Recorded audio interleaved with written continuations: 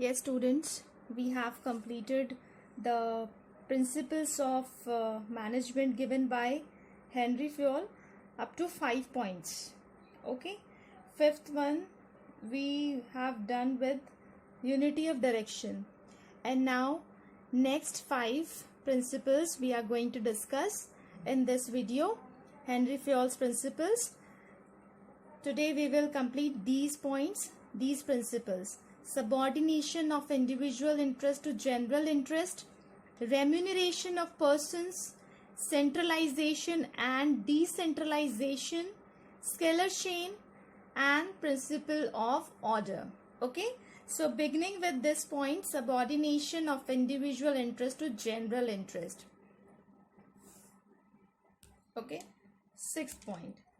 Students, subordination of individual interest to general interest, it means that the interest of organization must supersede the interest of individual or employees. In the organization, all employees are working with some objectives, right? And there is always an objective for organization. Like this is an organization, okay? And organization must have some kind of goals, okay? उस goals को पूरा करने के लिए objectives होते हैं, या फिर main goal की बात करें. And who runs the organization? Lot of people, personnel, okay? So these people are working with this organization. So this subordination of individual interest to general interest says that the organizational interest is above the individual's interest. Although individual must have the objectives that should be parallel with the organization one. Okay, if the individual's objectives are in the same direction, right? अगर हम भी जो objective अपने जो personal objectives होते हैं हमारे, जब भी हम किसी से जुड़ते हैं तो हमारे खुद के भी ऑब्जेक्टिव्स बनते हैं, हमारे खुद के भी गोल्स हो जाते हैं ग्रोथ को लेके. But if the goals are same, then it's okay because we are going in the same direction. Organization और organization के लिए काम कर रहे हैं, and organizational objectives and our objectives are going to the same direction, then it is very fine, that it is good for the organization and good for them also, because both the objectives are of same thing, right? But what happens, there is no problem if such kind of things occurs, okay? But what happens if the objective of both the groups, means this is organization and these are personnel, or we can say employees, okay? If their objectives is something different and organization objectives is different, so then what happens in that case, the manager must try to reconcile individual interest with organizational goal, because ये important है हमारे लिए. ये काम, ये इसका आप इससे नहीं जुड़ोगे, आप इसके लिए काम नहीं करोगे, आप इसके साथ ऑब्जेक्टिव अपना ताल से ताल नहीं बिठाओगे, सो यहाँ पर लॉस हो सकता है, okay? with organizational goal. And if it is not possible, then individual goal. पहले तो बात की जाएगी कि मैनेजर जो होता है, जो मैनेज करता है सारी चीजें, उसको ये करना होगा कि to reconcile the objectives with the organizational goal, okay? But फिर भी नहीं बैठ रहा है, अलग ही जा रहे हैं, सबके ऑब्जेक्टिव्स अलग हैं, यहाँ की डिमांड अलग है, then what happens in that case, individual goals, their goals must be sacrificed for achieving organizational goal, okay? Organizational goal के लिए काम करना पड़ेगा. This is what subordination of individual interest to general interest. Like students, one example is there, that before buying raw materials, the manager must compare the prices and qualities of all the suppliers and give order to best, right? Like example given कि raw materials खरीदने हैं आपको, ठीक है? तो आप पूरा check करोगे, मैनेजर की ड्यूटी है to check each and everything, the prices the qualities, okay, before giving the order, and then give order to the best one. जो best one होगा, बहुत सारे माल बेच रहे हैं आपको, but this is the best one, then give order to the best one. okay, ये काम आपका पहले बनता है, because you are with the organization. It's your duty to select the best one and then give orders, rather than giving order to his own relative by misusing his power.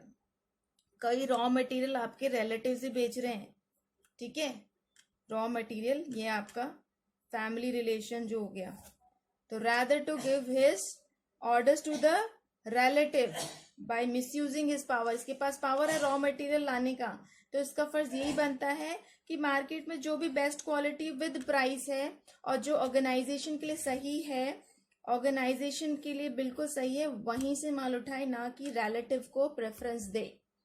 Okay, so this is what subordination of individual interest to general interest, right? Now moving ahead, remuneration of persons.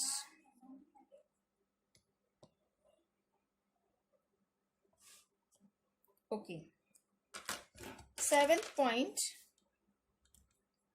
this one, remuneration क्या होता है? remuneration of persons, like आपको किस principal यही कहता है, आप काम करते हो, आपको बदले में कुछ तो मिलता है, ये प्लस मेडिकल फैसिलिटीज प्लस और ट्रैवलिंग अलाउंस होता है, या जो भी फैसिलिटीज मिलती है, तो remuneration should be fair and adequately to give them maximum satisfaction. अगर ये लोग सेटिस्फाई नहीं हैं, ठीक है, they are having sad faces because of remuneration, then they will not work efficiently. It is quite psychological भी बिल्कुल ठीक है, and it is quite obvious. If you are not giving them the fair remuneration, then what they will give to you back, right? The employees should be paid fair wages and salaries which would give at least a reasonable standard of living. Standard of living तभी तो बढ़ेगा, सबको चाहते हैं कि standard of living बढ़े हमारा. And at the same time it should be with the paying capacity of the company, right? The fair wage is determined according to the financial capacity of the concern by keeping mind in the minimum wage of act of government. कैसे decide होती है? आप अपनी मनमर्जियां नहीं कर सकती हो. पहले तो सबसे पहले फाइनेंशियल कैपेसिटी क्या होती है हमारी कंपनी की, पहले तो वो देख लो, फाइनेंशियल कैपेसिटी देने की क्या लेवल है ऑफ द ऑर्गेनाइजेशन और कंसर्न. देन वेजेस एक्ट के according, by keeping in mind the minimum wage act of government, okay, and the wages and salaries paid by the competitors.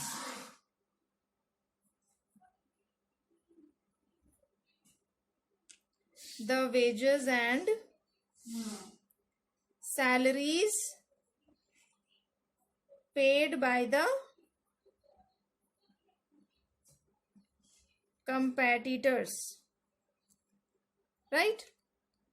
Competitors क्या पे कर रहे हैं? वो अच्छा पे कर रहे हैं सेम काम का, they will switch, they will move on. हर चीज को ध्यान में रखना पड़ता है. कई बार वेजेस कम होती है कंपेटिटर्स के कंपैरिजन में, बट एनवायरनमेंट बहुत अच्छा होता है, तो भी ये नहीं जाएंगे. मूव होना इतना आसान नहीं होता. बहुत सारी चीजें देकर आप रेम्यूनरेशन डिसाइड करते हो कि हम फैसिलिटीज क्या दे रहे हैं अपने एम्प्लॉयज को बदले में.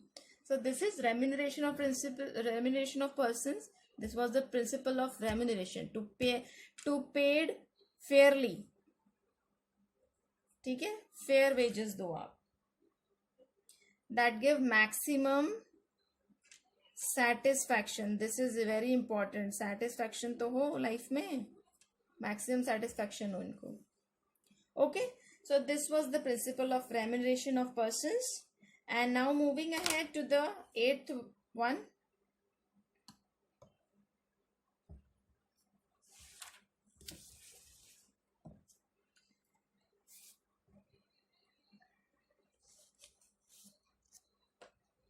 this is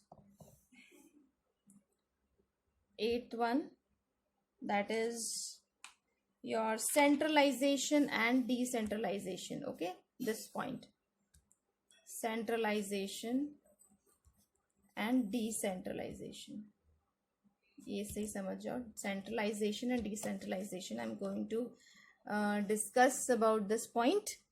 See, centralization means concentration of authority and power in few hands. बताया था ना, ये सब इसको एक तरफ ही पावर है, ये सेंट्रलाइजेशन है.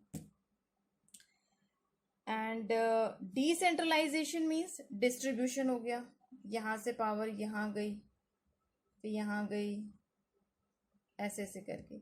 मीन्स यहाँ से भी डिसीजंस मेकिंग में हेल्पफुल हो सकता है, बट इसमें क्या है, authorities and powers are in the hands of only few people. Okay, so according to Henry Fayol, a company must not be, and it is very good principle कि कोई सी भी कंपनी या कोई सा भी ऑर्गेनाइजेशन को पूरा सेंट्रलाइज्ड या पूरा डिसेंट्रलाइज्ड नहीं होना चाहिए. Must not be completely decentralized और centralized, but there should be a combination, एक good combination होना चाहिए इन दोनों का, depending upon the, ये good combination हो.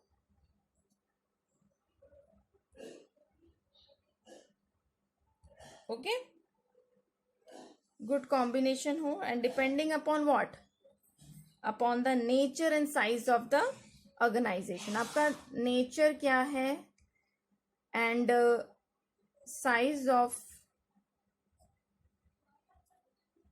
the organization. Okay, so जो small organization होते हैं, ठीक है, वो कैसे भी well organized और manage हो सकते हैं centralized टेक्निक से. बट लार्ज स्केल में क्या होता है, हर चीज़ एक पावर में दे दोगे नहीं होगा. बहुत सारे लेवल्स होते हैं, आप यूटिलाइज कर सकते हो, बहुत सारे स्किल्स वाले पर्सोनल्स होते हैं, तो आप पावर को डेलीगेट करो. ठीक है, so and competent then they can be trusted by having decentralization. और सारे सब कुछ एक हाथ में हम नहीं दे सकते लार्ज स्केल में चीज़ें को डिस्ट्रीब्यूट करना इम्पॉर्टेंट है. सो Fayol what advised that not to have complete centralization or complete decentralization, but the combination of both का combination, and which is very good. Like students, अभी हम ऑनलाइन चल रहे हैं, और जब हम ऑफलाइन आ जाएंगे, जब बिल्कुल ट्रेडिशनल टीचिंग चलेगी, फेस टू फेस होगा सब कुछ, but what happens, there should be a combination. Like what I think it's my personal opinion that अगर एजुकेशन को और ज़्यादा हमें अच्छा करना है, to give more efficiency and good results, so online mode का भी यूटिलाइजेशन होना चाहिए. इस प्लेटफॉर्म को पूरा डिलीट नहीं करना चाहिए, इसको भी यूटिलाइज करना चाहिए अपने एजुकेशन सिस्टम में अकॉर्डिंग टू द नीड. जिस स्कूल में जैसे जैसे नीड आ जाए, तो आप ऑनलाइन मेथड्स का भी हम यूटिलाइजेशन कर सकते हैं. लाइक पहले क्या होता था कि ऑनलाइन व्हाट्सएप ग्रुप्स नहीं थे, तो फिर कोई मैसेज पहुंचा, कोई नहीं पहुंचा, अगर स्कूल में वो मैसेज नहीं डिलीवर हुआ है या कन्वे नहीं किया गया, so you can use the online mode. So online का भी एक होना चाहिए रोल, इसको बहुत बेनिफिशियल रूप में देखना चाहिए, and it will give benefit to the traditional mode of teaching also. Okay, so उन्होंने कहा सेंट्रलाइजेशन और डिसेंट्रलाइजेशन बिल्कुल एब्सोल्यूट नहीं होना चाहिए, according to the nature and size of the organization देखना चाहिए, इनका कॉम्बिनेशन हो तो ऑर्गेनाइजेशन के लिए बेस्ट है. Okay, so this was centralization and decentralization. Now now 9th point, the scalar chain. Okay, principle of scalar chain. Now student, what is this? Like, it means the line of authority or chain of supervisors from highest to lowest. Okay, like highest to lowest, line of authority from highest to lowest, like A point, B, C, D, E, F, L, M, N, O, P. Scalar chain है ये. So students, ये क्या बताता है कि Fayol strictly insisted that chain must be followed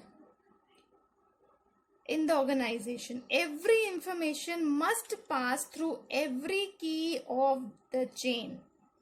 No skipping of any one key should be allowed. Like यहाँ से अगर यहाँ मैसेज देना है तो ये नहीं कि आप डायरेक्ट जाके बोल रहे हो, नहीं. It should be passed from E, D, C, B.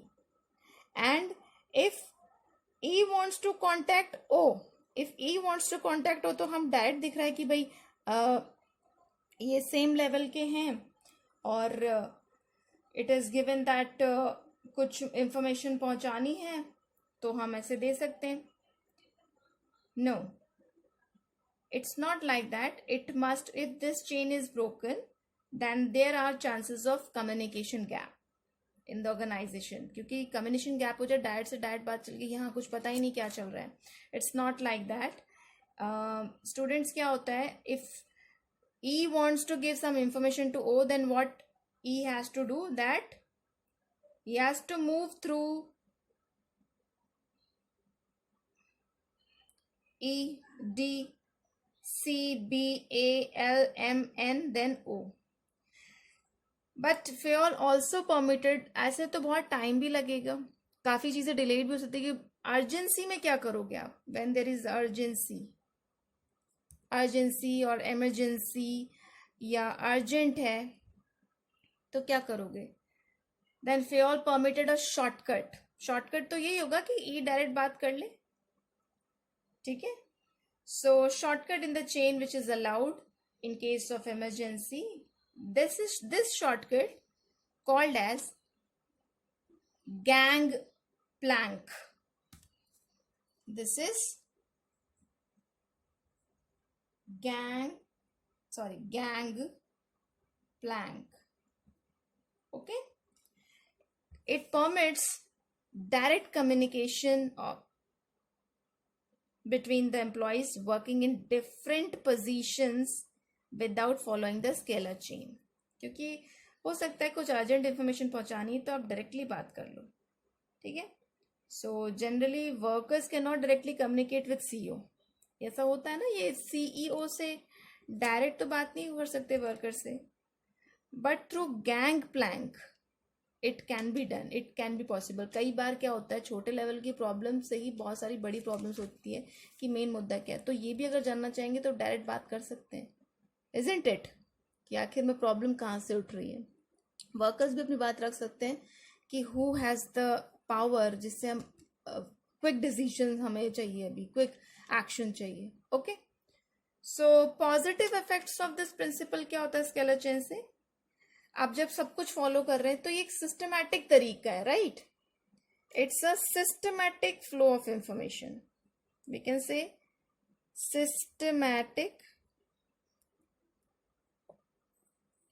Flow of information. Okay, and one second thing is no communication gap. सब जगह से पहुंचोगे तो no communication gap. Communication gap, ये तो पॉजिटिव है. नेगेटिव क्या हो सकता है स्टूडेंट्स. यहां पर कम्युनिकेशन गैप नहीं तो यहां होगा गैंग प्लैंक से, तो ठीक है. अगर आप स्केलर चेन फॉलो नहीं करते हो, yes, may be communication gap. Communication gap से बहुत सारी चीजें कैओस में चल जाती हैं. No clarity in authority and responsibility relationship. Direct बात करना अलाउ कर दोगे सीईओ वर्कर से तो वो अथॉरिटी और वाला रिलेशनशिप नहीं रहेगा, ठीक है. So no clarity in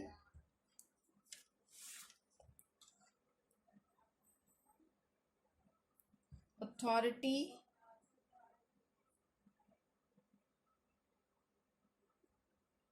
responsibility, relationship. Okay, now the last one. This was the scalar chain, students. Nothing is there. Only in scalar chain you have to follow each key. No skipping is allowed, but skipping is allowed when there is urgency, emergency. Direct communication is allowed in organization, which is called gangplank.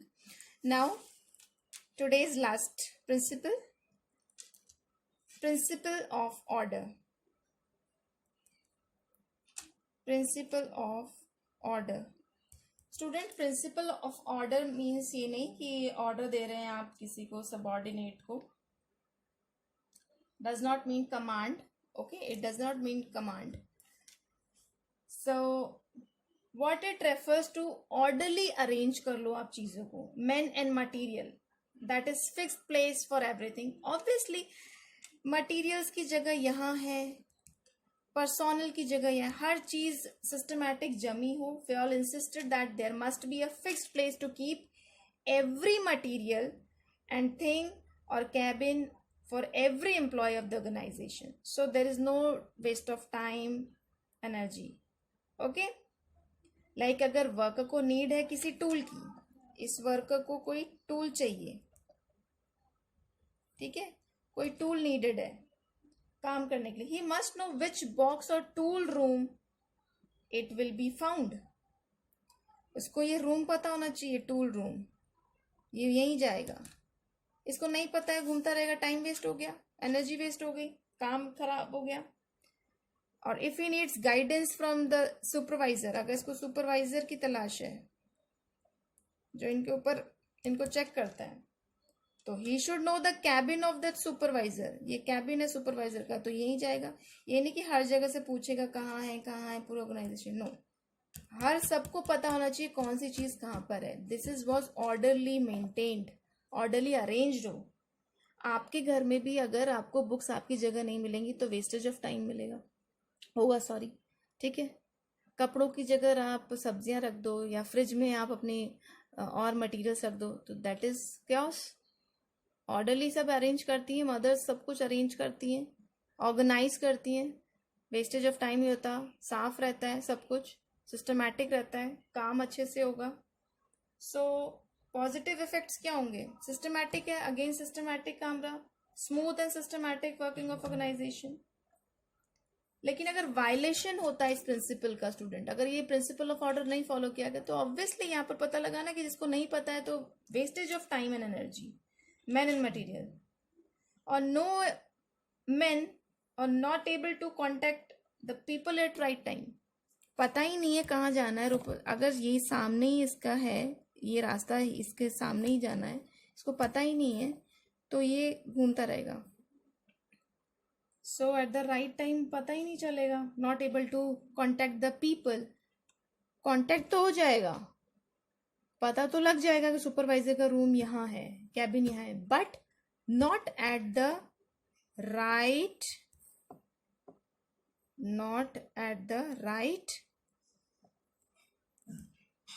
Time. ये जो सुई है, टिक टिक टिक टिक टिक टिक, ये सबसे important है. हर चीज time पे होना is very important. Time is very important. Time has importance. Right time पे अगर क्विकली सब कुछ हो जाए तो फिर काम में एफिशिएंसी रहती है. So this was the principle of order, and here we done with the 5 principles. The next 5 principles we have done with the unity of direction at the last video, and today with these 5 videos, and in the next we will take the last 4. So these was the principles. Subordination of individual interest to general interest. Individual का interest sacrifice करना पड़ सकता है organization goal के लिए. Remuneration should be paid fairly. Maximum satisfaction should be there. Centralization decentralization means should be a combination of centralization and decentralization. Scala chain, I have explained you that no skipping is allowed only in some exceptional cases, like in urgency it is allowed to have direct communication. Principle of order, to arrange men and material at the organized manner, in the organized manner, so that efficiency and systematic work should be done in the organization. That's all for today.